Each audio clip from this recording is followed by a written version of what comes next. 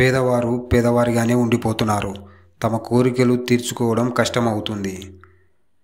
పేదవారు కష్టాలు బాధలు అనుభవించేవారు ఎవరైనా వాళ్ళు ఎలా ఫీల్ అవుతుంటారు, ఎలా బాధపడుతుంటారు అంటే, దేవుడు నాకు అన్యాయం చేశాడు, నా జాతకం బాగోలేదు, నాకు గ్రహాలు అనుకూలించట్లేదు, లేదంటే మా ఇంట్లో వాళ్ళు ఏమీ సంపాదించలేదు, బాగా డబ్బు సంపాదించలేదు, బాగా చదివించలేదు, నేను కొంచెమే చదువుకున్నాను, నా వల్ల కాదు, నేను చేయలేను, నేను పేదవాణ్ణి అని వాళ్ళ మెదడులో ఫిక్స్ అయి ఉంటారు.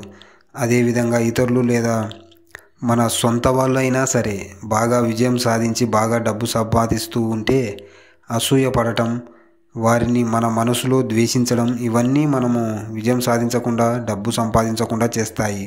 ఎందుకంటే మనము చేసే వృత్తి వ్యాపారాలలో ఎదగాలి అంటే అది మన చేతుల్లోనే ఉంటుంది. నువ్వు ధనవంతుడివి అవ్వాలన్నా అది నీ చేతుల్లోనే ఉంటుంది. ఓపెన్గా చెప్పాలంటే నువ్వే ఒక దేవుడివి, అంటే నీలోనే దేవుడు ఉన్నాడు అని తెలుసుకోవాలి. నీలోనే అద్భుతమైన శక్తి సామర్థ్యాలు ఉన్నాయి. మనము మన అంతరాత్మ అనగా ఇన్నర్ మైండ్తో ప్రయాణిస్తే ఈ భూమి మీద ఏదైనా కష్టం అనిపించదు. పూర్తి వీడియో కోసం కింద ఇచ్చిన లింక్ క్లిక్ చేసి పూర్తి వీడియో చూడండి, ధనవంతులు అవ్వండి.